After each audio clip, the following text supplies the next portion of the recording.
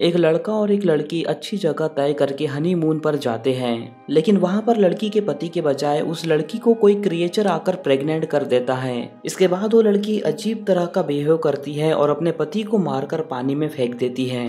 कहानी की शुरुआत में हमें एक कपल को दिखाया जाता है जो हनीमून बनाने के लिए बहुत दूर आए थे। लड़की का नाम बी होता है और लड़के का नाम पॉल। इनकी अभी अभी शादी हुई थी, इसलिए ये बहुत ज्यादा खुश थे। जंगल के अंदर एक घर मौजूद था, वहाँ पर ये लोग आए हुए थे।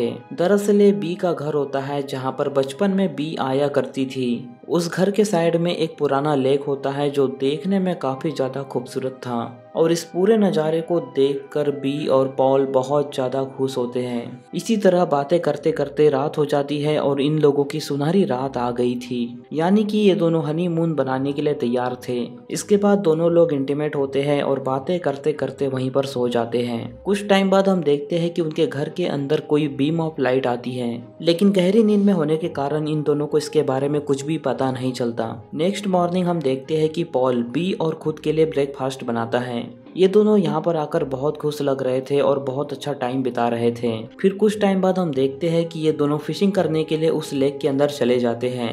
यहाँ समर होने के बावजूद भी उस लेक का पानी बहुत ज्यादा ठंडा था। इसी तरह फिशिंग करते हुए वहाँ पर शाम हो जाती है, इसीलिए दोनों लोग रेस्टोरेंट ढूंढकर वहाँ पर खाना खाने का सोचते हैं। काफी ढूंढने के बाद उन्हें एक पुराना रेस्टोरेंट मिलता है, लेकिन वहाँ पर जाकर वो हैरान हो जाते हैं क्योंकि उस रेस्टोरेंट का ओनर रेस्टोरेंट की चीजों को बहुत बुरी तरह तोड़ रहा था। रेस्टोरेंट का मालिक इन लोगों पर गुस्सा होता है और बोलता है कि रेस्टोरेंट बंद है, यहाँ से चले जाओ। लेकिन जैसे ही ये लोग जाने लगते हैं, रेस्टोरेंट का मालिक बी को उसके नाम से पुकारता है।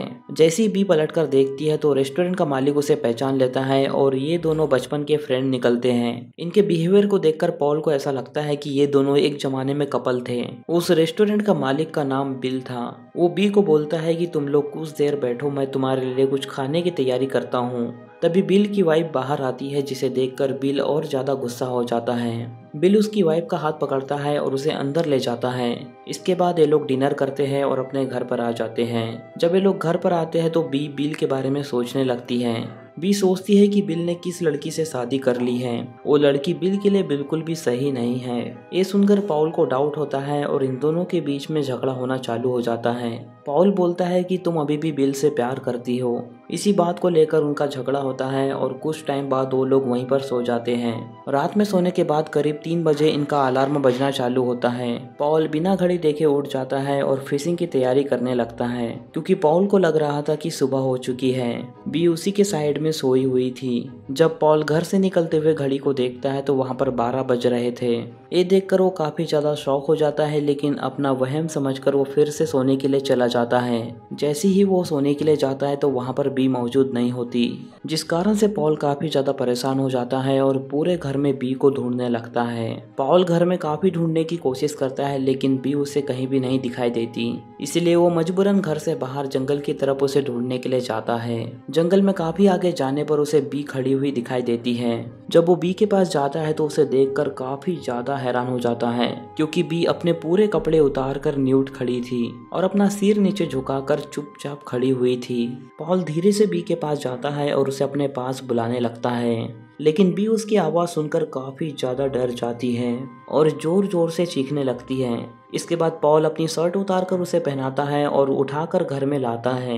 कुछ टाइम बाद पॉल जब बी से पूछता है कि तुम बिना कपड़ों के बाहर कहाँ चली गई थी, तब बी को कुछ भी याद नहीं होता। वो बोलती है कि शायद मैं नींद में चली गई थी। अब इस रात के बाद बी का बिहेवियर काफी ज्यादा अलग हो जाता है। वो अपने पति के साथ मानो ऐसा बिहेव कर रही थी कि मानो उसका पति कोई स्ट्रेंजर हो। नेक्स्ट मॉर्निंग पॉल पूछता है कि मैं तुम्हें इतने सालों से जानता हूँ, तुम्हें नींद में चलने की आदत बिल्कुल भी नहीं है। इस बात पर बी उसे कुछ भी नहीं कहती और बातों को पलट देती है। बी उसके साथ नॉर्मल रहने की कोशिश करती है, लेकिन पॉल समझ चुका था कि बी के बिहेवियर में कुछ अलग है। इसके बाद पॉल उसके साथ इंटीमेट होने की कोशिश करता है। तब पॉल देखता है कि उसके थाई पर एक अजीब सा निशान है। तब पॉल उस निशान के बारे में पूछने लगता है। तब बी उसे बोलती है कि शायद मॉस्क्यूटो का निशान है। तब पॉल उसे बोलता है कि ये काफी बड़ा निशान है, इतना बड़ा निशान किसी मॉस्क्यूटो के काटने से कैसे हो सकता है। इसके बाद पॉल को शक होने लगता है और वो उसी जगह जंगल में जाकर देखता है। जब वो वहाँ पर जाकर देखता है तो उसे बी का ड्रेस वहाँ पर पड़ा हुआ दिखाई देता है। जब पॉल उसके ड्रेस को उठाता है तो वो देखता है कि उस पर कुछ चिपचिपा पदार्थ लगा हुआ था। पॉल इस बारे में बी को कुछ भी नहीं बताता और वो उसके ड्रेस को छुपा कर रखता है। रात में जब पॉल बी के साथ इंटीमेट होने लगता है तो बी उसे मना कर देती है, जिस कारण से पॉल को बहुत ज्यादा गुस्सा आता है और वो बी को बोलने लगता है कि तुम्हारा बिहेवियर काफी ज्यादा अलग हो गया है।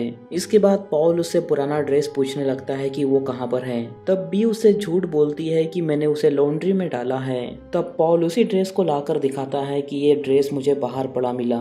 इसी बात को लेकर उन दोनों के बीच में फिर से आर्गुमेंट चालू हो जाते हैं और वो दोनों झगड़ा करने लगते हैं। कुछ टाइम बाद दोनों बेडरूम में सोने के लिए चले जाते हैं और गहरी नींद में आने के बाद फिर से वही लाइट उनके पास में आती है। लेकिन इस रात पॉल की आंख खुल जाती है और वो उस लाइट का पीछा करने लगता है। पॉल उस लाइट का पीछा करते करते घर के बाहर आ जाता है। पॉल को अपने खिड़की से एक शेडो दिखाई देने लगता है। उस शेडो को देखकर पॉल को लगता है कि बी और विल के बीच में कुछ चक्कर चल रहा है, जिस कारण से वो अपनी राइफल निकालता है और हवा में फायरिंग कर देता है।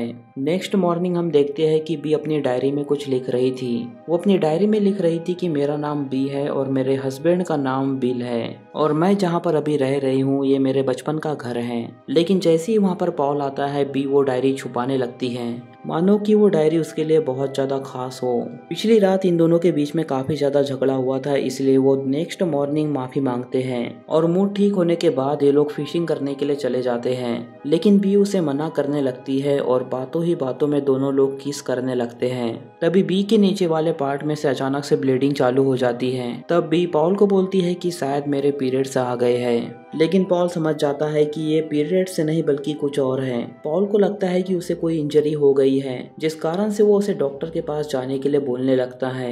लेकिन बी इस बारे में बिल्कुल भी बात नहीं करना चाहती थी, जिस कारण से पॉल को बहुत ज्यादा गुस्सा आ जाता है। तब पॉल अपना आफा खो देता है और उसके ऊपर चिल्लाने लगता है। पॉल बोलता है कि बी तुम्हें आखिर क्या हो गया है, तुम पिछले कई दिनों से बहुत ज्यादा अलग बिहेवियर कर रही हो और ये सब कुछ तब से स्टार्ट हुआ है जब से तुम बिल से मिलकर आई हो। इसी बात पर उसे बहुत ज्यादा गुस्सा आ जाता है और वो बिल से मिलने के लिए चला जाता है। जब पॉल उसके घर पर जाता है तो उसे वहाँ पर बिल दिखाई नहीं देता। वहाँ पर उसे बिल की पत्नी दिखाई देती है जो बहुत अजीब तरह बिहेवियर कर रही थी। वो बार बार एक ही बातें बोली जा रही थी कि मेरा नाम एनी है और मेरे हस्बैंड का नाम बिल।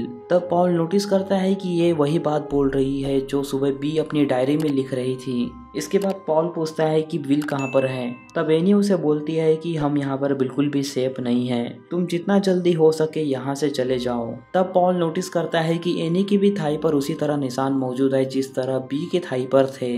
इससे पहले कि पॉल उससे कुछ बात कर पाता एनी अपनी बोट लेकर वहाँ से चली जाती है। पॉल को लेक के किनारे बिल की केप दिखाई देती है जिस पर खून लगा हुआ था। उस केप को देखकर पॉल समझ जाता है कि अब विल की भी जान खतरे में है।